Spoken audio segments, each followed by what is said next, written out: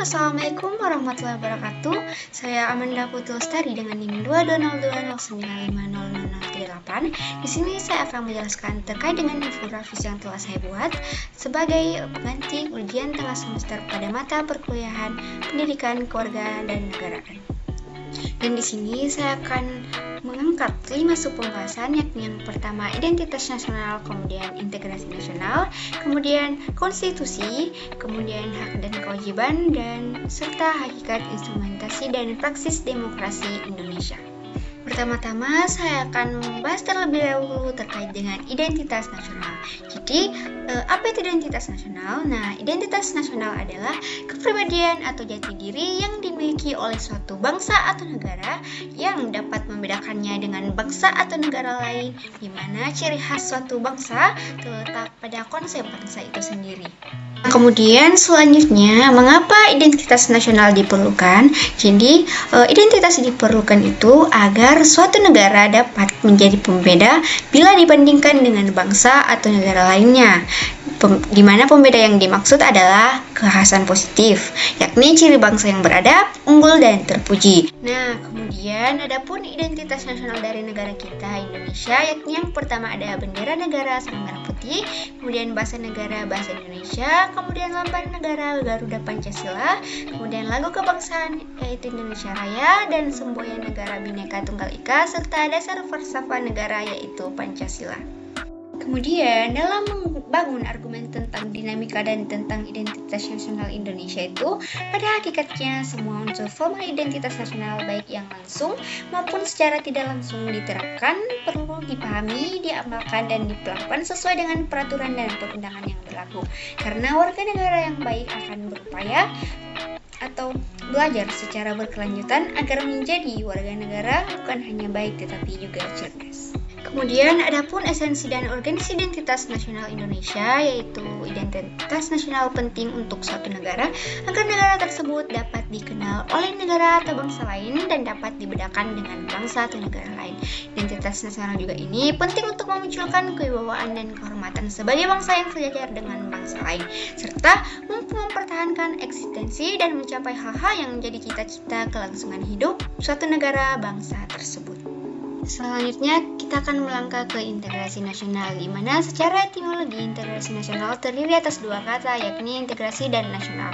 Integrasi yang dapat diartikan sebagai pembauran hingga menjadi kesatuan yang utuh atau bulat, sedangkan nasional artinya bangsa sebagai bentuk persekutuan dari orang-orang yang berbeda latar belakangnya berada dalam suatu wilayah dan di bawah satu kekuasaan politik. Kemudian adapun aspek integrasi nasional yaitu terdiri dari aspek politik, aspek ekonomi, dan aspek sosial budaya.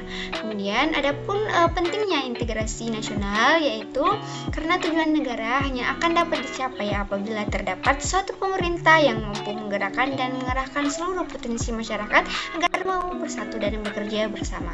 Kemudian alasan diperlukannya integrasi nasional yaitu karena integrasi nasional memungkinkan suatu negara untuk mengembangkan rasa arahan nasional sehingga orang-orang mengembangkan dan bekerja menuju pencapaian tujuan nasional yang terpadu.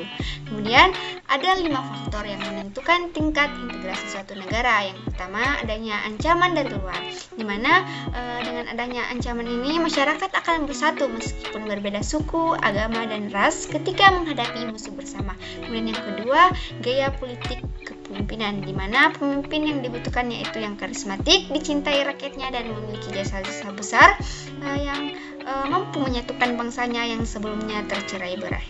Kemudian yang ketiga, kekuatan lembaga-lembaga politik, misalnya birokrasi yang satu akan padu dapat menciptakan sistem pelayanan yang sama, baik, dan diterima oleh masyarakat yang beragam. Kemudian yang keempat yaitu ideologi nasional, di mana suatu masyarakat meskipun berbeda-beda tetapi menerima satu ideologi yang sama akan memungkinkan masyarakat tersebut untuk bersatu.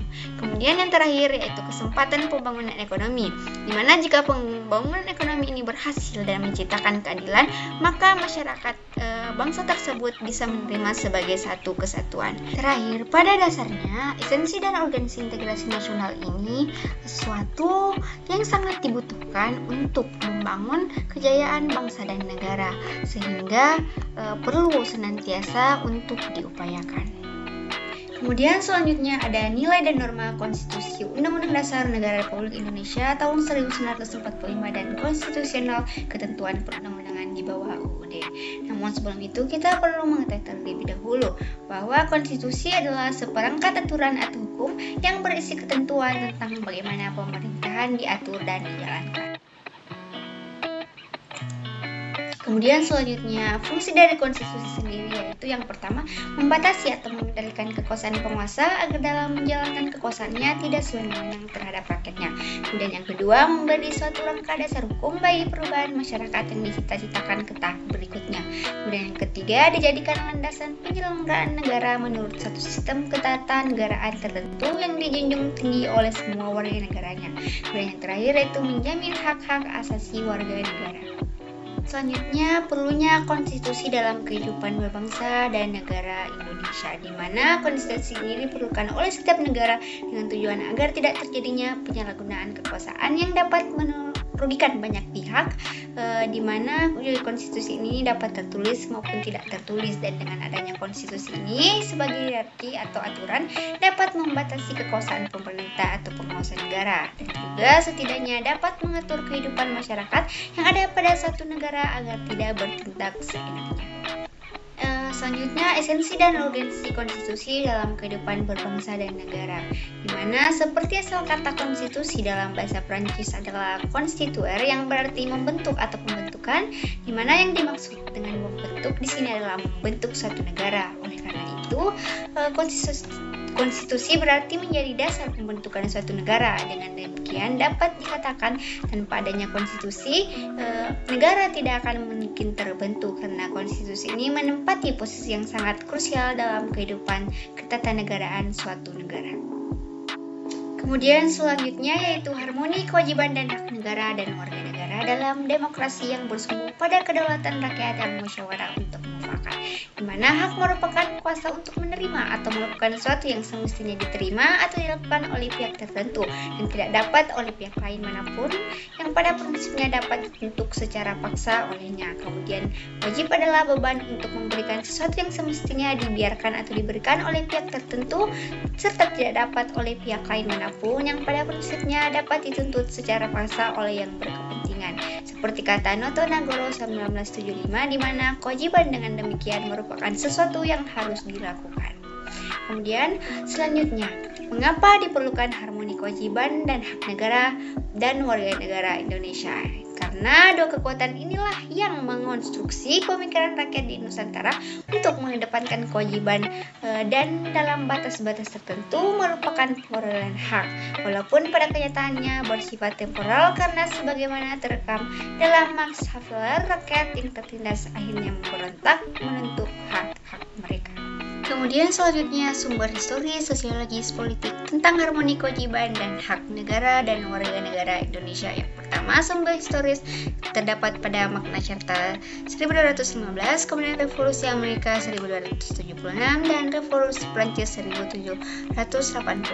Kemudian sumber sosiologis yaitu sebuah masyarakat sipil demokratis yang mampu mengharmonikan kewajiban dan hak negara dan warga negara, merupakan entitas negara persatuan dari bangsa multikular seperti Indonesia hanya bisa bertahan lebih kokoh jika berdiri di atas landasan pengelolaan pemerintahan yang sanggup menjamin keseimbangan antara pemenuhan prinsip kebebasan, kesetaraan, dan persaudaraan yang berlaku bagi segenap warga dan elemen kebangsaan. Kemudian sumber politik yang mendasari dinamika kewajiban dan hak negara dan warga negara Indonesia itu adalah proses dan hasil perubahan Undang-Undang Dasar Negara Republik Indonesia tahun 1945 yang terjadi pada era reformasi yang kemudian memunculkan berbagai tuntunan reformasi di masyarakat. Kemudian dalam membangun argumen tentang dinamika dan tantangan harmoni kewajiban dan hak negara dan warga negara ini, pada dasarnya terdapat dalam Aturan Dasar Ihwal Pendidikan dan Kebudayaan serta Ilmu Pengetahuan dan Teknologi, kemudian Aturan Dasar Ihwal Perekonomian Nasional dan Kesejahteraan Sosial,